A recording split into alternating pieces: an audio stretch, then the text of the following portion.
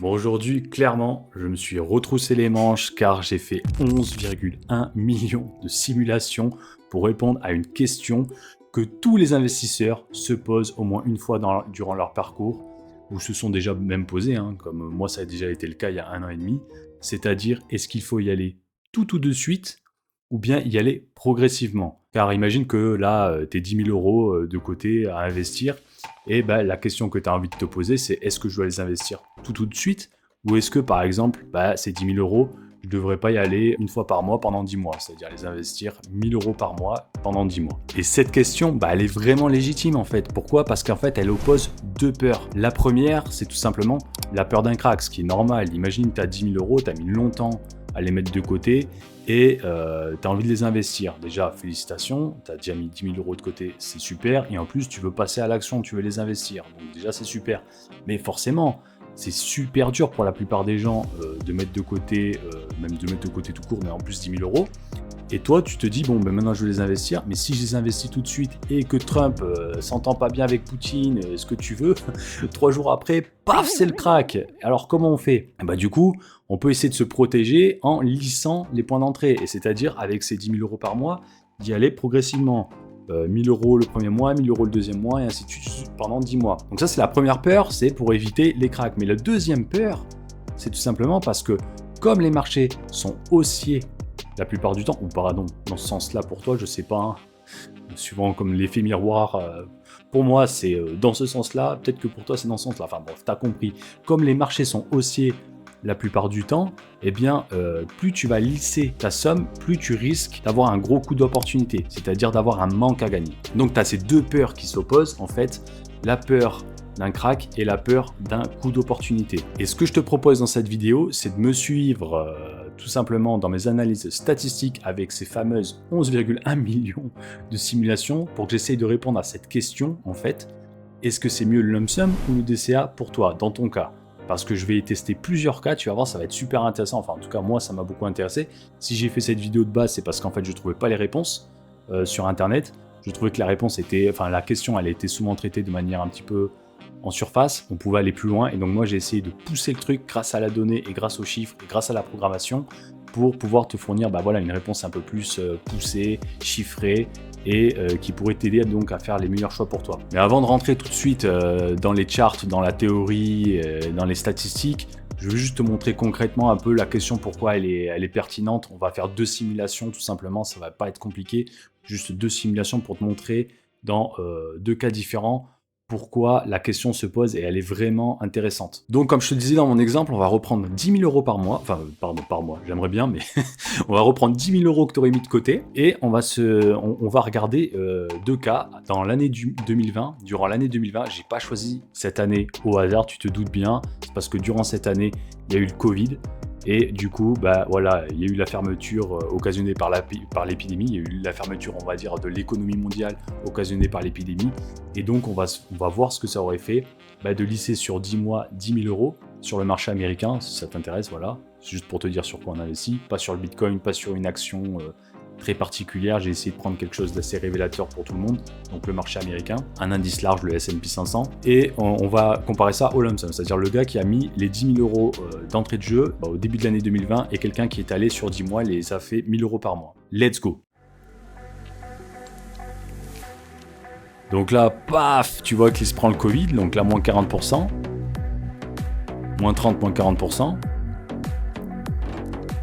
Et le gars avec son petit DCA qui s'est bien protégé contre le problème du Covid et qui même à la fin, au final, comme il a pu investir quand c'était bas, se retrouve gagnant.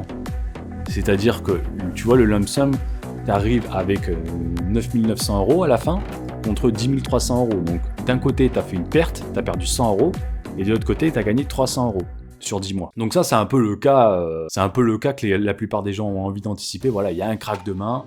Je préfère faire du DCA, donc lisser ma somme sur plusieurs mois afin de pas risquer des grosses pertes. Et tu vois, c'est ce genre de pertes qu'on veut éviter, c'est-à-dire que là, le lump sum en vert, paf, il va dans le rouge beaucoup plus que paradoxalement le rouge qui est le DCA, la courbe rouge qui est le DCA. Et donc là, tu t'es bien protégé avec le DCA, et en plus, à la fin, tu fais mieux. Mais bon, cette année, elle n'est pas vraiment révélatrice de la plupart du temps de ce qui se passe sur les marchés. Regarde, si je prends l'année 2021, donc l'année juste d'après, et bien là, on se retrouve face à un cas qui devrait statistiquement se reproduire le plus souvent, parce que l'année 2021 était quand même beaucoup plus statistiquement significative que l'année 2020. Il n'y a pas des Covid toutes les années, heureusement. Et là, pour le coup, là, tu vois ce fameux dilemme entre la protection d'un côté en 2020 et le coût d'opportunité qu'il y a eu qu'il y aurait eu en 2021, où là, comme tu peux le voir, en fait, il y a un manque à gagner de 2500 €. Sur 10 000, tu as 25%, tu as perdu 25% de la performance en 10 mois seulement. Bon, mais là, c'est bien beau, je t'ai montré 2 exemples, mais en fait, en réalité, il y a une infinité de scénarios possibles. Et c'est bien pour cette raison que j'ai voulu tous les traiter. Donc, j'ai fait 11 millions, plus de 11 millions de simulations entre 1990 et aujourd'hui, donc sur 36 ans. Sur le marché américain, pareil, j'ai repris le Standard & Poor's 500. Comme ça, c'est un indice large, diversifié. Bon, ok, il est aux US, mais ça change pas la généralité du propos. Et on va regarder les résultats sous 2 aspects. On va le regarder, mais bien évidemment, d'un point de vue des rendements finaux, puisque c'est ça qui nous intéresse. Quand on investit, au final, on veut construire un capital, on veut faire croître notre argent, on veut le faire travailler. Donc, d'un point de vue des rendements finaux, mais aussi d'un point de vue de la protection des pertes maximales. Donc, on appelle des max drawdown en finance. Donc, 2 aspects. Les rendements finaux, on va comparer ça avec le lump sum, et le maximum drawdown, pareil, on va comparer ça avec le lump sum pour voir un petit peu comment tu te protèges, mais aussi combien tu perds. On va mettre ça en lien dans cette vidéo. Mais avant de commencer, moi je me présente, je suis Maxence, ingénieur en informatique de formation, actuellement data scientist, et ce que je veux faire avec cette chaîne, c'est tout simplement, comme ici, avec l'objet de cette vidéo, mettre et allier mon fort attrait pour la finance ainsi que mon expérience avec mes compétences techniques, afin de te fournir, comme ici, des statistiques avancées, des chiffres, de la donnée réelle, pour te donner des informations poussées que tu ne trouves pas forcément, en tout cas, aussi facilement sur Internet. Parce que moi, si j'ai fait cette vidéo et si je fais ces analyses, c'est tout simplement parce que j'ai des questions que j'arrive pas à trouver la réponse sur Internet. Et donc voilà, pour un petit peu le principe de cette chaîne, j'essaye d'apporter du contenu presque exclusif. Bon, ça manque un peu de modestie peut-être, je te l'accorde, mais en tout cas, j'essaye de me différencier dans ces points-là, c'est-à-dire de faire des analyses assez poussées. Peut-être que tu peux les retrouver ailleurs. En tout cas, moi, si je les fais, c'est que je ne trouve pas facilement les réponses sur Internet. Et j'essaye de te les vulgariser aussi en vidéo. Comme ça, toi, tu n'as pas besoin de les faire. C'est moi qui les fais et puis je te les retranscris en vidéo. Bref, donc si la thématique de cette chaîne t'intéresse, eh bien écoute, je t'invite à poser un like et à t'abonner. J'espère que cette chaîne va t'apporter au cours du temps plein d'informations chiffrées, des stats qui t'aideront dans tes investissements à faire les meilleurs choix. C'est vraiment le but, c'est pour aussi débunker un peu les faux messages, comme ma dernière vidéo sur ce que disent certains CGP, je te la mettrai quelque part en lien, tu vois, où je débunk avec les chiffres et avec les données ce qu'on peut lire des fois sur les réseaux. Allez, on y va, let's go. Donc déjà, en fait, cette question DCA vs lump sum, faut savoir, c'est une question, je suis pas le premier à la traiter. Tu te doutes bien, c'est une question qui date de quasiment le début de l'investissement. Franchement, c'est normal. C'est une question en somme basique. Tu vois, comme je t'ai dit dans mon intro, c'est une question que tout le monde se pose dès que tu as un peu d'argent à mettre en bourse, en fait. Et en fait, je crois que c'est Vanguard qui avait fait cette étude où ils ont comparé le lump sum et le DCA en termes de rendement finaux. Et en fait, on se rend compte que en 68% du temps, donc dans plus de 2 cas sur 3, c'est le lump sum qui remporte par rapport au DCA. Seulement voilà. Là, tu vois le problème en fait quand tu lis ça, c'est que il n'y a pas qu'une seule manière de faire un DCA.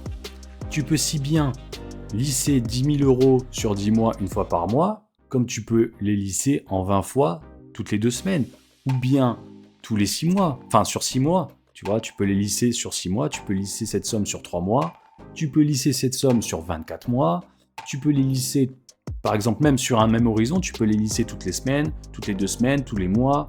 Donc là, tu commences à voir qu'en fait, un DCA, c'est pas binaire. Autant le lump sum, c'est binaire, c'est soit tu le fais, soit tu le fais pas.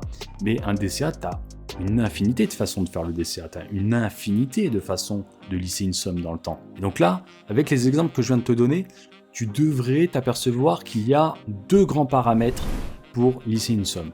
Le premier paramètre, c'est l'horizon de placement. C'est-à-dire que si tu as des 10 000 € par mois, tu peux décider de les lisser sur 10 mois. Et le deuxième paramètre, c'est la fréquence. C'est-à-dire, est-ce que tu vas les lisser une fois par mois sur 10 mois, ou bien une fois toutes les 2 semaines sur 10 mois, ou bien une fois par semaine sur 10 mois, etc. Ces 2 paramètres te donnent une infinité de combinaisons pour faire un DCA. Et c'est donc pour ça que j'en arrive à faire 11,1 millions de combinaisons et donc de simulations. C'est pour essayer de traiter tous les DCA et pour répondre finalement à une question qu'on a envie de se poser, mais est-ce qu'il n'existerait pas un DCA qui soit un bon trade-off entre la protection d'un drawdown quelque part et ne pas trop rogner sur le manque à gagner, et donc de limiter le manque à gagner. Potentiellement, la réponse, ça peut être un DCA sur 5 mois, toutes les 2 semaines.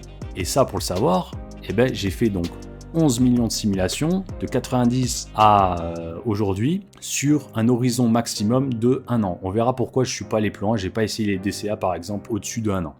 On verra pourquoi avec les charts qui vont suivre. Et donc, ce que je vais te montrer avec les charts qui vont suivre, avec les graphiques qui vont suivre, ça va être 2 choses principalement. Ça va être le manque à gagner comparé au lump sum, en moyenne, en fonction de l'horizon et de la fréquence, et le maximum drawdown. Donc, je t'ai dit la perte maximale, parce que c'est un petit peu ça qu'on veut faire aussi avec le DCA, c'est se protéger contre des pertes maximales. On y va. Donc, sur le premier chart, comme je te disais, on va regarder la question d'un point de vue du rendement final.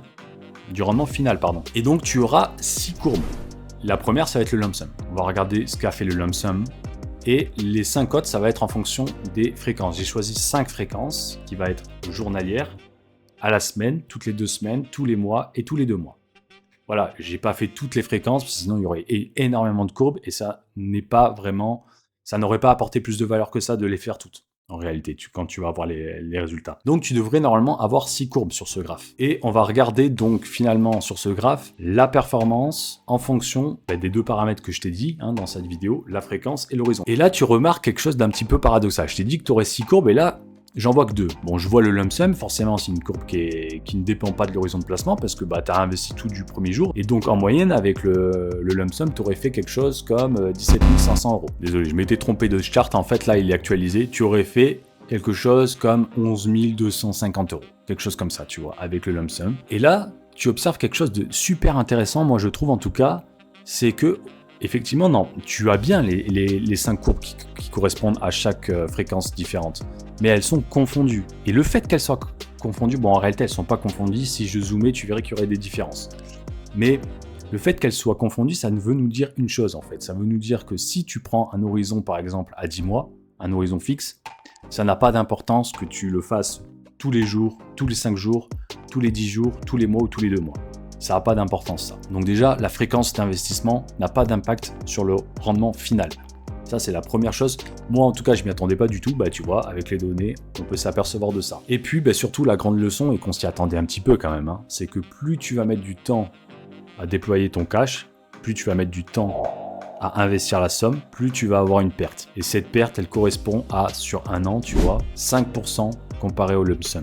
Donc 5% en moyenne, bien évidemment, si tu listes une somme sur un an, et puis ce sera 2% si ce sera sur 4-5 mois, tu vois. Voilà. Donc ça, c'est la première leçon, on s'y attendait un petit peu, mais de toute façon, quelque part, au final, on se dit, bon, c'est pas très grave si je perds 2-3%, si ça me protège bien d'un autre côté, c'est un bon trade-off. Je veux bien laisser 2% de rendement parce que c'est même pas des 2% qui vont se compound sur le temps. Ça aussi, moi, je préfère avertir là-dessus. Si tu perds 2% au bout d'un an, à la fin, sur 30 ans, tu seras à 2% de ce que tu aurais fait avec un lump sum. S'il y avait un effet compound, je te l'aurais dit, mais non, il n'y a pas de compound. Tu aurais juste perdu 2%. Donc, c'est-à-dire qu'en gros, si j'essaie de vulgariser la chose, tu as tes 10 000 €, tu les investis en lump sum, eh bien, au bout de 30 ans, tu auras fait 2% de mieux. Donc, dit comme ça, déjà, vu qu'on investit long terme, nous, dit comme ça, on se dit, bon, alors du coup, est-ce que la protection en vaut le coup, tu vois, parce que bon, on perd pas grand-chose, et peut-être qu'on gagne beaucoup sur le côté du max drawdown, donc de la perte potentielle. Et là, pour le coup, ça devient un peu plus intéressant, parce que là, on voit les 5 courbes qui se détachent, et là, on voit que, c'est pareil aussi logique, normal, plus tu vas lisser la somme en termes de fréquence, tu vois, pour un même horizon, si par exemple je prends pour 250 jours, donc au bout d'un an, plus tu vas étaler la somme en termes de fréquence, donc tous les jours, tu vois, en jaune, plus ton drawdown il va être faible. Donc là, tu vas limiter le drawdown. Avec un lump sum, c'est en moyenne 14%. Et si tu lisses la somme sur un an et que tu investis par exemple tous les mois, donc c'est la courbe en orange, tu arrives à environ 10%. Donc tu perds 4%, mais tu perds en même temps 5% de rendement potentiel. Et là, tu vois l'idée un petit peu du trade-off en fait. Tu te dis, bon, ok, je perds d'un côté, mais je gagne de l'autre. C'est tout le duel et c'est pour ça que cette question elle est compliquée à répondre. Et du coup, moi je te propose quelque chose parce qu'en finance, ce genre de questions elles sont assez classiques en réalité. C'est des questions type ratio, des ratios entre le risque et le reward. Est-ce que ça vaut le coup de prendre du risque? Et là, on peut se dire, est-ce qu'il n'y a pas un bon ratio, un DCA optimal qui maximiserait un ratio rendement-protection? C'est-à-dire, ok, je perds un petit peu de rendement, mais je suis bien protégé. Et pour ça, j'ai trouvé un ratio très intéressant, c'est le coefficient de Kalmar, le ratio de Kalmar. Le ratio de Kalmar qui prend en paramètre justement les rendements et le maximum drawdown, ce qu'on a vu lors des 2 premiers graphes. Et là, voilà ce que je trouve. Alors là, quand je vois, je fais putain, super, je vais avoir un truc super intéressant à vous dire. J'ai trouvé le DCA optimal, je réponds à la question universellement, super. Il faut donc investir tous les jours jusqu'à peu près 1 an, 250 jours. Pendant 250 jours. Là, on voit, il y a un petit point d'inflexion, il y a un maximum qui a été atteint. Et, bien évidemment, je me suis auto-challengé.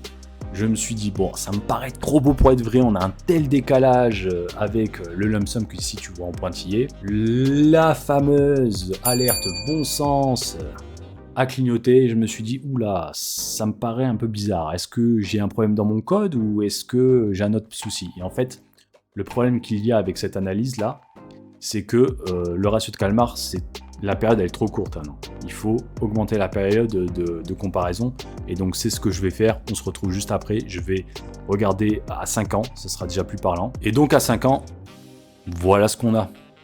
Et donc là, ce qu'on voit, c'est que le ratio de Kalmar, il est au maximum. Celui qui a le meilleur ratio de Kalmar, c'est le lump sum. Bon alors, arrivé à ce point de la vidéo, tu peux être un petit peu déçu. Tu t'es dit, le mec, il m'a quand même pondu 11 millions de simulations pour me dire qu'au final, plus je lisse ma somme et plus j'ai de manque à gagner. Et plus je lisse ma somme et plus je suis protégé. Merci Captain Obvious. Est-ce que ça valait le coup de faire toutes ces simulations? Écoute, en vrai... Moi, je pense que c'est quand même intéressant de regarder ça. Pourquoi? Parce qu'en fait, dans les chiffres, il y a quelque chose qui ne revient pas et qui ne viendra jamais. C'est le facteur psychologique. En réalité, la réponse à cette question, elle est personnelle. Elle dépend de ta tolérance au risque. Parce que comme je te disais, tu gagnes 4 points de protection pour un investissement mensuel sur 1 an, mais tu perds 5 points de performance potentielle. Maintenant, 5 points de performance potentielle, c'est pas quelque chose qui compound sur le temps. Et quelque chose de très intéressant, je pense, qui peut t'intéresser, c'est de te dire qu'en fait, avec le DCA, tu vas certes te protéger un peu plus sur 1 an des pertes maximales, mais comme tu es là sur le long terme, tu vas quand même prendre des 20% de baisse. Tu vas les prendre, ces 20% de baisse. Tu vas pas me prendre des crises, tu vas prendre 30%. Regarde ce graphe qui montre un peu les baisses par rapport au dernier sommet du S&P 500 depuis 2000. Donc bon, tu as eu les 2 grandes crises, j'y reviens pas dessus, ça c'est une évidence. Mais regarde là, dernièrement, on va dire depuis 2016, sur les 10 dernières années où il n'y a pas eu de crise énorme. Bon, tu as eu le Covid, mais ça a été rattrapé en 6 mois. Bon, on voit que là, on a eu 20% ici. Bon, il y a eu le Covid, ok. Là, il y a eu le bear market, pareil, 25%.